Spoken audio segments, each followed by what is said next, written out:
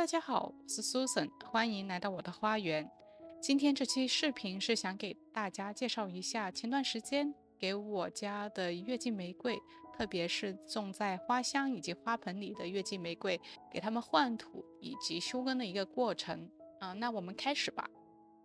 首先，大家看到的这一棵是种植在花箱里的夏洛特夫人，它是跟龙沙宝石一起共用一个花箱。大家可以看到，其实沉降已经挺明显的，根系有挺多已经露出来了，因此呢，它实际有效的能够使用的体积只剩下一半左右。但是由于它们的体积非常的庞大，也很重，我是没有办法自己能够把它整个翻倒来做一个翻盆的，因此我采用的方法呢，就是尽量的在根部大约20到30厘米的地方挖开一个浅沟。第一步呢，我们是把这个土先挖开，在这里面如果有一些须根，可以把它清理走，挖到一些把它切断呢也没有关系，这其实是更能够刺激它的生长。大家看到这里有一些橙色的，对不对？其实那些是我的一些发霉了的虾干。我过年的时候在三藩市 San Francisco 的 Chinatown 里面买的虾干，但是呢，可能它湿度挺高的，我又没有放进冰箱里，于是它们都发霉了。我觉得丢掉好可惜啊，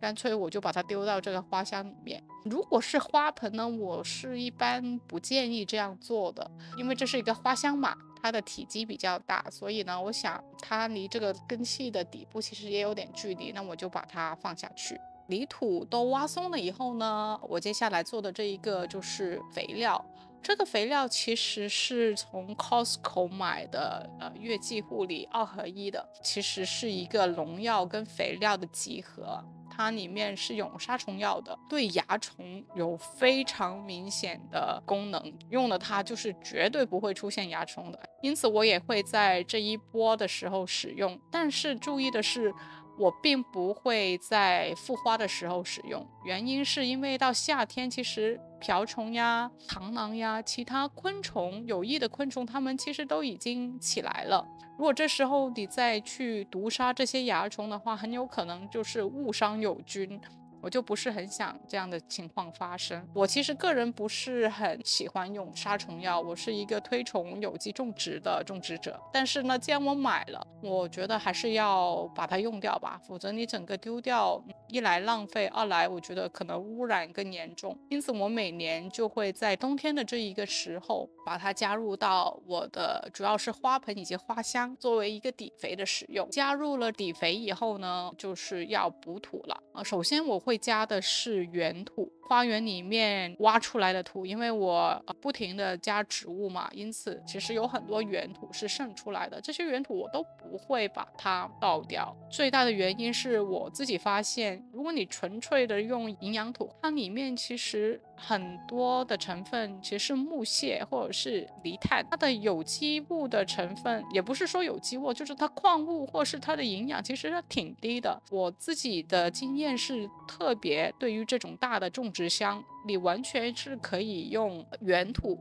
加这种 garden soil 或者是 potting mix 1:1的比例，然后把它种植下去。这样的话呢，它一来可以保水，二来它里面其实是会带有一些蚯蚓卵呀、一些微生物呀，模拟在土地里面的生长。而且呢，它这样也比较容易保水，因为我们加州这边的土大部分都是粘土嘛，加入一点粘土能够提升它一定的保水性。但是如果全部都是粘土呢，到夏天最热的时候又会板结，因此我都会在原土上，然后再加 potting mix， 把它们俩混合一下。因此我这个花箱说实在的，种了那么多年，你会发现它原来的土都很松软，所以我觉得这个配比是不会有问题的。我现在就大约抬升了有10厘米左右吧，土面我会在这上面种下一点小小的苗，主要是我这些秋天育的苗没有地方可以种了，所以我想着这一个朝阳的花箱中间这些泥土可以利用起来，因此呢，我就把我的小苗都种上去。结束了刚才的花香，接下来呢，我是要对我这一棵情歌的盆栽进行一个切根换土的过程。这一棵情歌是我3年前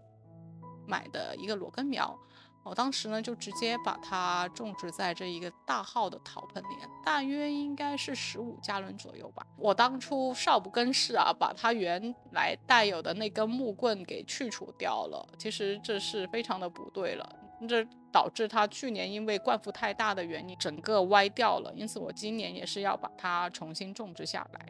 那接下来是切根，切根大概是这样的，我会切掉它底部大约1/3到1/4的位置。除此以外呢，我还会把它周围一圈也处理掉，大概是切掉大概10厘米的样子。在切的过程你会发现呢，我可能当初用的还是很多这种 potting mix。拍摄视频之前，它才刚刚下完大雨，那里面的土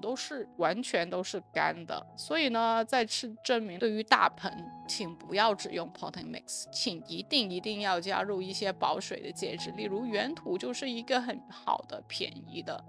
保水的介质。大家可以发现，这一个种了3年的盆栽真的是全部都是根，我想说把土抖出来都没有多少土了，基本上大部分都是根系。切完根以后呢，那就是重新把它种回去啦。其实好简单，我觉得泥土就加点挖出来的原土嘛。底肥呢，我就随便有什么就拿什么，包括那个 Costco 的农药2合1的，我也撒一点进去好了。后来这一个是骨粉，然后就把它们混合一下，记得要加点原土，跟 potting mix 的比例是1:1。加完以后呢，那我们就可以把植物放进去啦。由于我去年它就有点歪嘛，我就本来想加根木棍，但是实在根系太发达了，就没有办法，木棍插不进去。不过我发现它的那个枝干也其实挺粗的啦，那我就算了，就它自己吧。那接下来就是要把旁边的土给填上。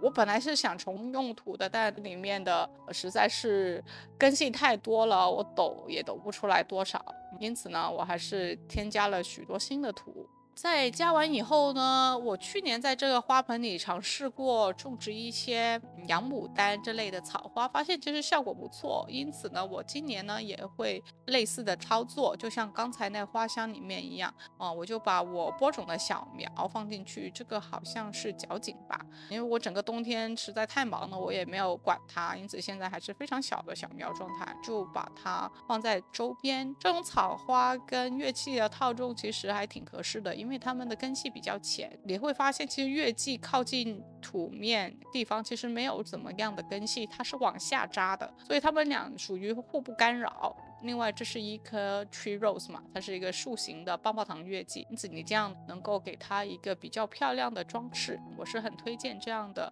那好啦，今天的分享就大约到这里。今年其实挺暖的，2月底我都觉得有点春天的感觉了。最近的气温能够上升到20摄氏度，因此许多球根类的植物已经陆续开花。那我将会在下一期节目给大家介绍我家的花园。那我们下期再见，拜拜。